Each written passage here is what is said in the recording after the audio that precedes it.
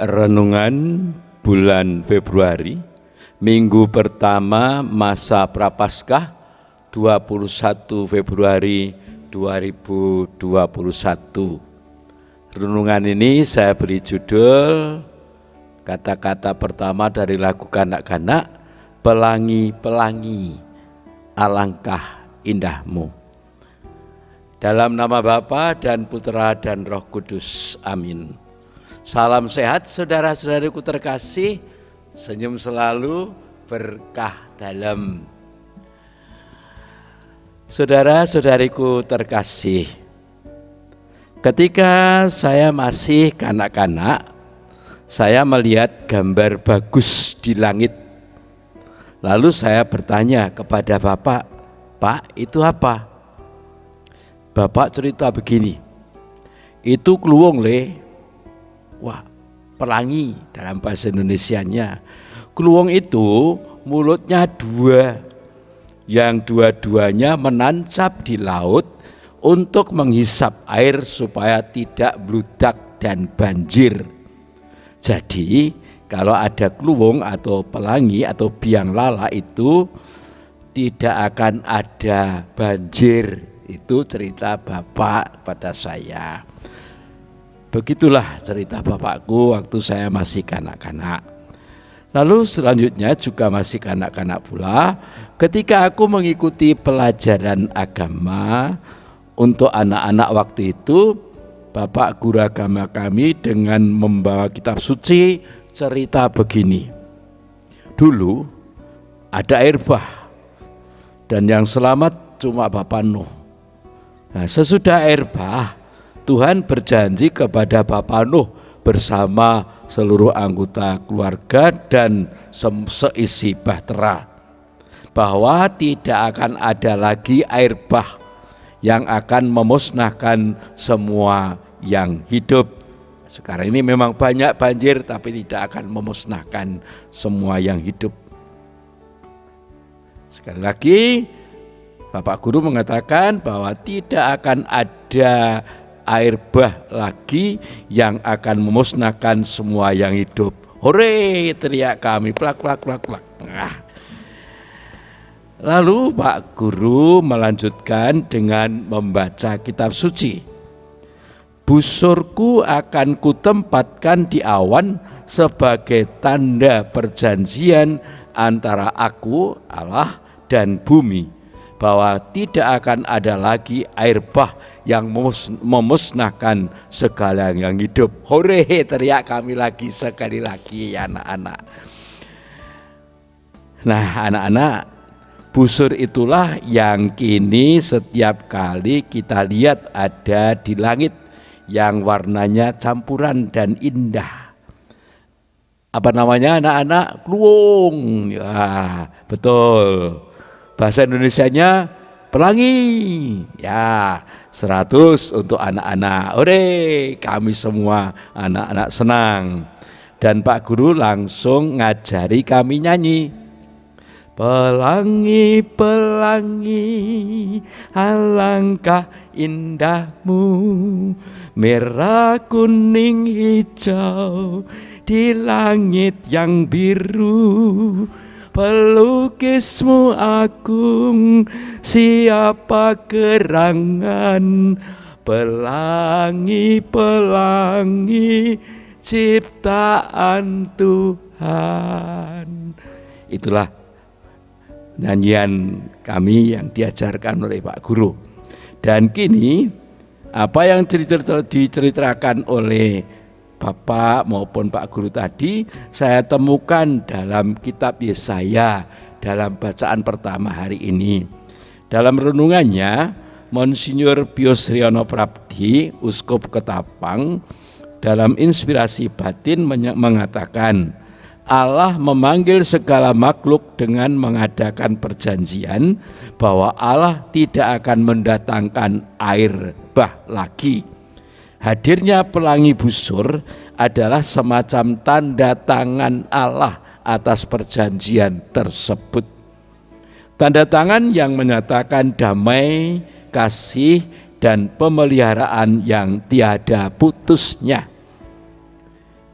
Kisah sesudah air bah yang tercantum dalam Alkitab menggambarkan bahwa Allah itu penuh kasih sayang.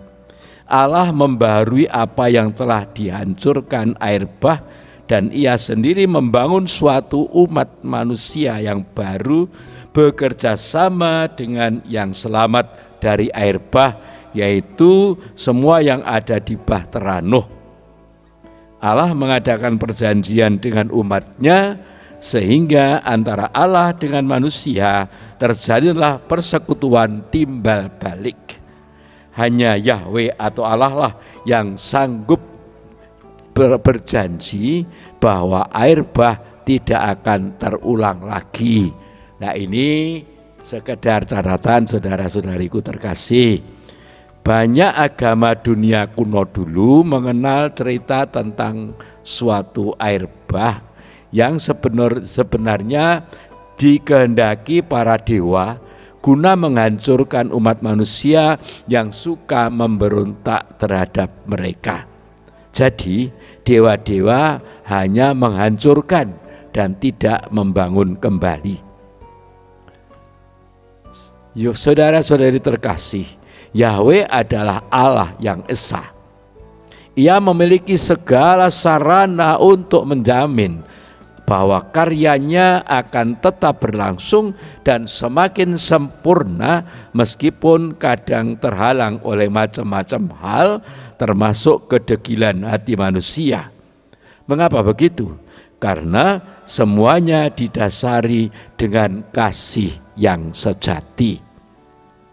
Saudara-saudariku terkasih, apakah kita manusia juga zaman sekarang mampu memandang bencana alam dan atau non alam serta segala macam kegagalan yang hebat sebagai kesempatan untuk mengadakan suatu pembaharuan? Ataukah kita menyerah kalah dan putus asa? Nah, nampaknya hal ini secara tidak langsung disinggung oleh Bapak Uskup kita Monsinyur Robertus Rupiatmoko dalam surat Gembala Prapaskah 2021. Beliau mengatakan demikian: saya sangat senang dan bangga pada keluarga-keluarga yang menjadikan kondisi pandemik sebagai alasan untuk menghidupi kekatolikan dan iman akan Kristus dalam kebersamaan di tengah keluarga. Semoga berkat persatuan erat dengan Kristus ini, rahmat Allah senantiasa menghidupkan dan menguduskan serta mengobarkan semangat kita untuk menghasilkan buah yang baik dan bermanfaat bagi banyak orang. Singkatnya, Bapak Uskup bangga karena munculnya kreativitas baik secara pribadi, kelompok, keluarga maupun masyarakat.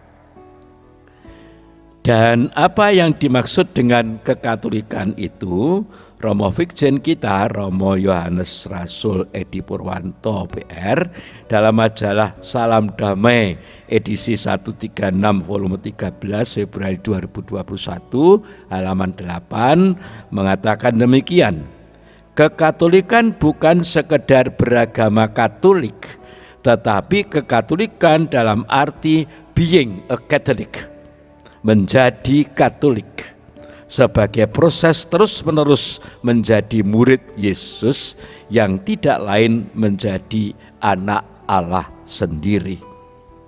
Nah, saudara-saudariku terkasih, bagaimana itu konkretnya? Kok kelihatannya rumit sekali? Nah, marilah kita telusuri. Saudara-saudariku terkasih, Injil suci hari ini mengisahkan Yesus tinggal di padang gurun. Selama 40 hari ia dicobai iblis. Ia berada di antara binatang-binatang liar dan ia dilayani malaikat. Sesudah dibaptis dan sebelum go public, sebelum menyatakan diri dalam masyarakat, Yesus mengheningkan diri di padang gurun. Kita ingat kembali bahwa sesudah dibaptis terdengar suara, "Engkaulah anakku yang kukasihi, kepadamulah aku berkenan." Markus 1 ayat 11. Yesus di padang gurun 40 hari. Saat di padang gurun itu, Yesus mengalami berbagai pencobaan. Selama 40 hari, Yesus bergulat dengan dirinya sendiri dalam retret agung untuk memantapkan diri bahwa apa yang dicita-citakan dan hendak dilaksanakan olehnya sesuai dengan kehendak Allah. Dan dia dapat mengatasi berbagai macam cobaan ulah dari roh jahat itu karena dipimpin oleh Roh Kudus-Nya. Dan dengan penyertaan roh itulah Yesus mengawali karyanya memberitakan kerajaan Allah dengan bersabda, "Bertobatlah dan percayalah pada Injil." Bertobatlah dan percayalah pada Injil. Memang pertobatan adalah langkah pertama menuju kerajaan Allah. Saudara-saudariku terkasih, Allah mengadakan perjanjian dengan ciptaan baru yang lepas dari banjir bandang. Perjanjian itu tidak boleh berhenti pada perjanjian. Perjanjian itu harus semakin terwujud dan mencapai kesempurnaannya melalui pertobatan sebagaimana diwartakan Yesus. Dan itu semua harus terlaksana dalam diri kita, anak-anak Allah.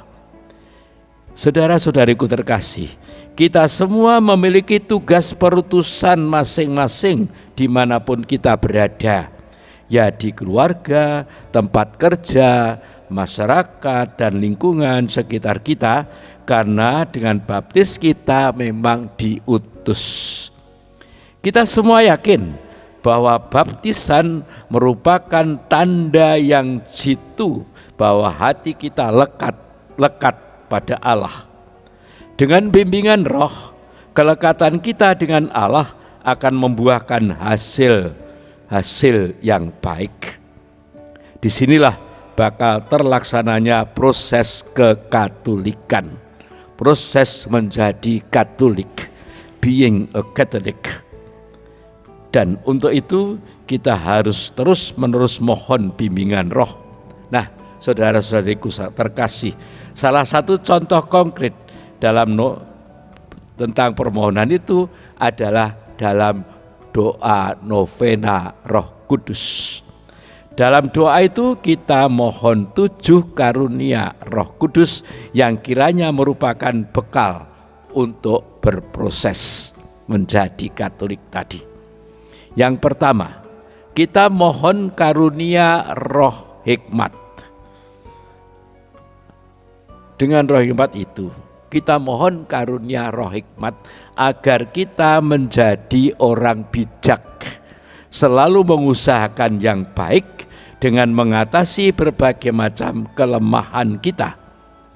Karena hikmat seperti itu dimiliki oleh Yesus sejak masa mudanya, seperti tertulis, anak itu bertambah besar dan menjadi kuat dan penuh hikmat dan kasih karunia Allah ada padanya. Lukas 2 ayat 40. Maka karena Yesus juga memiliki seperti itu, kita juga mohon agar kita juga memiliki yang seperti itu. Kuat, tahan uji, penuh hikmat dan kasih karunia Allah. Yang kedua, kita mohon roh pengertian agar memahami ajaran Yesus dan melaksanakannya dalam hidup sehari-hari. Dan kita tahu inti ajaran Yesus adalah cinta kasih. Nah, berkaitan dengan hal itu, Rasul Yakobus memberikan nasihatnya. Jangan kamu hanya menjadi pendengar, tetapi jadilah pelaku firman. Yakobus 1 ayat 22. Jadi kita tidak cukup mendengar, tapi kita harus melaksanakan apa yang kita dengar tadi. Yang ketiga, kita mohon roh nasihat. Kita mohon didampingi dalam menghadapi dunia yang penuh gejolak ini, agar kita tidak hanyut dan anut grubyuk, namun tetap bisa melakukan yang baik dan menjauh yang jahat. tegas dan pinter nyaring situasi. Yang keempat, kita mohon roh keperkasaan, karena kita ini lemah, ringkih, rimpi, bejana tanah liat, kata Paulus. Kita mohon untuk tetap tabah menghadapi kesulitan dan derita, tidak putus asa, melainkan selalu menatap ke depan penuh harapan.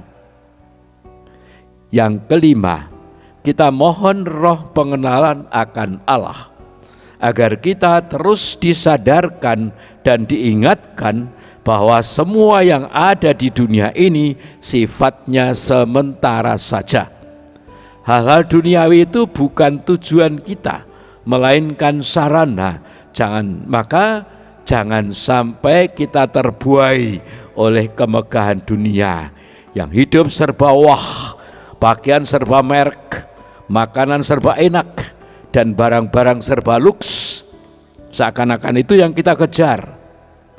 Barang duniawi yang kita miliki, ya boleh saja kita memiliki semuanya itu, tetapi harta duniawi yang kita miliki jangan membuat kita lupa daratan, lali asline yen jane awake dhewe wong miskin, yang ujung-ujungnya akan melalaikan tugas pokoknya. Harta duniawi semoga dapat kita gunakan demi kemuliaan Tuhan dan kebaikan hidup bersama. Yang keenam, kita mohon roh kesalehan. Kita terus mohon bimbingannya agar terus bisa berbakti kepada Tuhan, menjadi orang yang tahu berterima kasih atas segala kebaikan Tuhan yang diberikan kepada kita lewat berbagai peristiwa serta kebaikan sesama. Kita berharap semoga kita dapat saling menyucikan satu sama lain melalui sikap saling memahami, saling menerima, dan saling mengampuni dalam perjalanan menuju kehidupan sejati. Yang ketujuh, kita mohon roh takut akan Allah. Dalam bahasa Jawa kita mengatakan wedi asih ing pangeran. Orang yang wedi asih itu akan selalu tunduk pada Allah, tapi tansah selalu dekat dengan Allah. Semakin rendah hati dan tidak sombong. Wedi asih itu hormat, namun sekaligus dekat dan cinta. Saudara-saudariku terkasih, kalau demikian tadi yang terlaksana, permohonan-permohonan kita wujud nyatakan dalam perilaku hidup kita, maka hidup bersama ini akan terasa indah, seindah pelangi di cakrawala. Selain indah karena warna-warni yang terkombinasi dengan apik, namun juga di sana ada damai, kasih, dan keyakinan bahwa pemeliharaan dan penyelenggaraan Tuhan tidak pernah akan berhenti sedetik pun, sesuai janji Allah pada Nuh. Pelangi, engkau pelangi, engkau adalah tanda janji ilahi. Dunia baru akan kuhayati dalam roh damai dan kasih sejati. Amin. Berkah dalam. Dan semoga apa yang kita renungkan ini sungguh menjadi langkah-langkah hidup kita, sehingga kita sungguh-sungguh berproses menjadi semakin Katolik. Selamat menikmati dan menghayati pelangi hidup ini yang warna-warni namun menyatu dalam kasih. Tuhan bersamamu dan bersama rohmu. Semoga kita semua diberkati oleh Allah yang Maha Kuasa, Bapa dan Putera dan Roh Kudus. Amin. Salam sehat saudara-saudariku terkasih, senyum selalu, berkah dalam. Selamat menikmati dan menghayati pelangi hidup ini yang warna-warni namun menyatu dalam kasih. Pelangi, pelangi, alangkah indahmu, merah, kuning, hijau, di langit yang biru. Pelukismu agung, siapa gerangan. Pelangi, pelangi, ciptaan Tuhan. Bayat 2021 Februari 2021, Yakobus Winarto PR, Romo Paroki Santa Maria Ratu, Bayat. Amin. Segala jalanmu ya Tuhan.